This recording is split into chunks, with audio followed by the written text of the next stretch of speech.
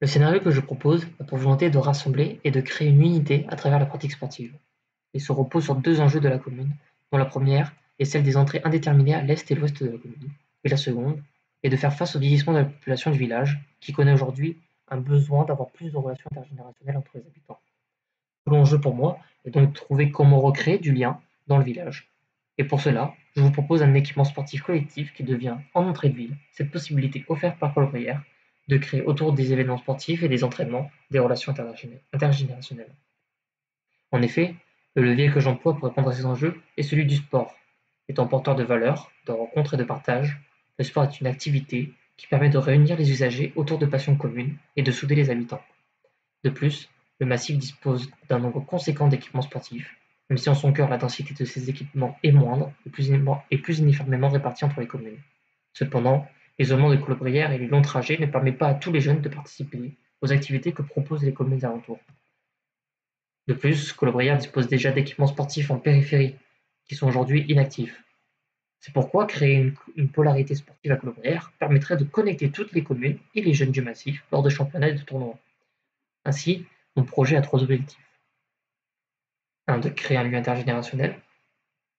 2. De créer un territoire de santé. Et 3. De créer une synergie dans le massif par l'activité sportive.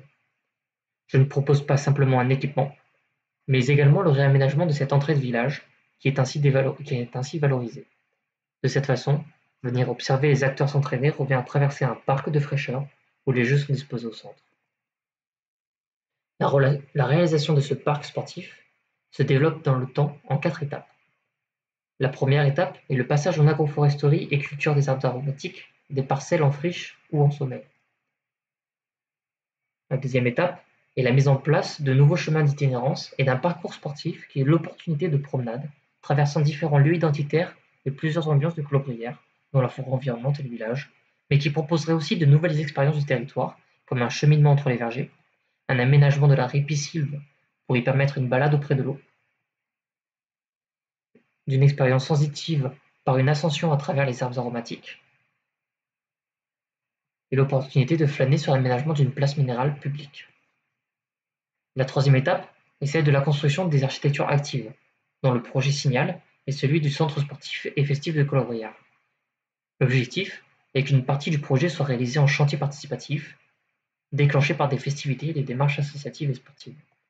Ainsi, l'aboutissement de ces trois étapes amènerait à la création du parc sportif et cultivé de Colobrières, dont le scénario s'appuie sur l'identité festive de Colobrières, commune rythmée par des événements connus dans tout le massif, et cela tout au long de l'année.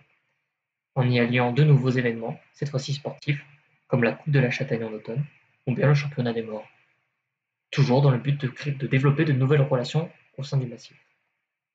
Le site sur lequel j'ai choisi donc de m'implanter est celui de l'entrée est du village. C'est un site aux multiples usages, avec des grands espaces indéterminés et inactifs. C'est également un site directement sujet aux risques naturels, tels que le risque incendie, car en lisière de forêt, mais aussi au risque d'inondation lors de fortes crues, car à proximité du réel Colombrier. De plus, il est desservi par un seul axe routier, qui est la D14, qui vient séparer les espaces en deux et traverser le site d'est en ouest. On y observe aussi que des habitations pavillonnaires apparaissent en mitage, démontrant le début d'un étalement du village sur ces espaces. Et pour finir cette analyse, il s'agit d'un site en vallon de montagne avec une topographie très forte. Cette analyse essentielle pour comprendre le site m'a amené à vous présenter aujourd'hui le projet d'un centre sportif et festif qui incarne la communauté villageoise et son territoire. C'est un projet qui a été pensé pour être un lieu d'où l'on vient et non un lieu où l'on va. C'est un lieu qui donne l'opportunité de tisser des relations qui feront que chacun développera son propre sentiment d'appartenance à ce milieu. C'est pourquoi le projet se développe à partir de deux caractéristiques de Colobrières et de son massif, qui sont la très présente topographie et la dense forêt du massif. En effet, la commune a développé une architecture de restanque pour apprivoiser la forte topographie du massif et permettre le développement de son agriculture. Le bâtiment reprend donc cette écriture du mur de restanque pour y développer ses différents espaces programmatiques tout en les intégrant à la pente. Ce dispositif offre à chaque élément l'espace et les relations visuelles et perceptives avec le milieu dont ils ont besoin pour permettre la prise de conscience du massif forestier qui entoure la commune. De cette manière, les usages sont dissociés et rendus indépendants dans leur volume et dans leur forme pour subvenir à leurs besoins propres. De plus, le projet se construit sur l'imaginaire de la forêt de Colobrières, une forêt plus ou moins dense par séquence et qui est unifiée par une couverture végétale massive et continue. offrant des alternances d'espaces plus ou moins compressés. Ce qui m'a touché dans la forêt de Colobrières, c'est qu'il s'agit d'un lieu où l'on est à la fois dedans et dehors, mais toujours sous la futaie, sous cette grande couverture profonde avec des percées, qui forment des taches d'ombre et de lumière qui sont toujours mouvantes et qui donnent une ambiance particulière à ce lieu. J'ai cherché à ce que cet édifice entre en écho avec l'expérience de la forêt que j'ai vécue. Ainsi, le bâtiment apparaît comme une architecture paysage à la toiture massive et continue, qui vient unifier le projet et dont l'agencement des éléments forme des percées qui laissent entrevoir des vues et laissent pénétrer la lumière ponctuellement afin de retrouver les ambiances lumineuses de la forêt. De plus, la façade apparaît comme le devant de la lisière forestière. C'est une architecture qui, par le travail des seuils et la composition des éléments, forme en façade des percées également, et une profondeur qui efface les limites entre intérieur et extérieur. Devant, des éléments filigranes fins en bois viennent porter la grande toiture, tandis qu'au second plan, les panneaux en canne de Provence tressés viennent donner une impression de compression des éléments verticaux tout en laissant filtrer la lumière. Le projet donne la sensation toujours à la fois d'être à l'intérieur et à l'extérieur du bâtiment. En effet, le plan est composé de deux bandes programmatiques distinctes, séparées et connectées par un espace de déambulation.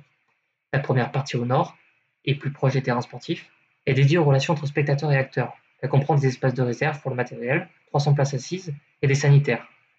Tandis que le second volume, qui est au sud et encastré dans la topographie, abrite les espaces moteurs de la vie associative et sportive du centre, et comprend une salle des associations, modulable, de 96 m² et divisible en 3 parties, de 2 vestiaires, une infirmerie, d'un espace de restauration et d'une chaufferie. Les espaces de déambulation traversent et desservent les espaces programmatiques par l'extérieur tout en étant recouverts par la grande toiture. Ainsi, la salle des associations, aux panneaux modulables, s'ouvre complètement sur le paysage, mais peut aussi contempler les matchs en cours. De plus, la toiture de chaque bloc forme des terrasses indépendantes et appropriables par les usagers pour divers événements formels ou informels. D'autres éléments du projet participent à effacer la limite entre extérieur et intérieur, tels que la matérialité et la structure. Le territoire est en effet présent dans le projet à toutes ses échelles par sa matérialité. Des essences spécifiques à Colobrières et à la région sont présentes, telles que le liège, utilisant les assises des tribunes que l'on retrouve devant et qui forment ce premier seuil, cette lisière de forêt, jusqu'au composite formant la toiture. On retrouve également le bois de châtaignier, présent dans le ciel, à la toiture, et jusqu'au sol, dans les banches des murs en béton. Les éléments quant à eux en contact avec la topographie sont réalisés à partir de la géologie locale, telle que la pierre de schiste ou des pierres de bâtiments délaissés ici remployées.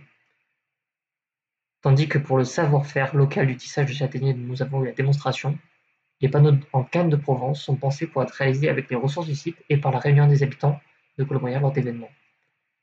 Ces panneaux permettent aux différentes boîtes, semblables à des bosquets, de vibrer comme la toiture, mais par la façade, tout en laissant passer le regard et connectant les sportifs et spectateurs au ciel. La lumière est ici une seconde fois décomposée, ce qui la rend vibrante et changeant selon les nuages, le temps qui passe et le climat. De ce fait, la journée, cette lumière se retrouve dans les boîtes et à la nuit tombée est offerte aux autres espaces du projet. Le projet dispose de nombreuses vertus en termes de qualité d'ambiance et de confort en hiver mais aussi en été et prend en compte le réchauffement climatique. La végétation environnante crée un masque au sud qui vient apporter de l'ombre sur la rue rendue piétonne en été. L'architecture très ouverte se laisse librement traverser par les vents qui viennent apporter un peu de fraîcheur sur la toiture. De plus, les phénomènes de déphasage et d'évapotranspiration des végétaux apportent également une ambiance thermique plus agréable au lieu. Pour conclure, par ces différentes actions sur le territoire, qui sont le passage en agroforesterie et en culture des espaces en sommeil, la création de nouveaux cheminements qui structurent le site, les connexions créées avec le territoire et la pluralité des activités sportives offertes aux habitants, ce travail propose une réflexion qui aura des conséquences positives sur les modes de vivre ensemble, en s'adaptant au changement climatique et suscitant des échanges au sein et entre les villages du massif. Il offre des perspectives d'épanouissement aux jeunes habitants du village et des morts, en faisant de Colobrières une nouvelle polarité sportive et d'échanges créateurs de complicité dans le massif. Le fort rapport au paysage du massif et de son territoire en son architecture en fait un lieu de rassemblement et en synergie avec la culture du massif. Cette affirmation de Colobrières comme un village actif se construit grâce à un scénario d'ensemble qui est le symbole d'une ruralité vivante, tournée vers l'avenir, permettant à toutes les générations de se réunir.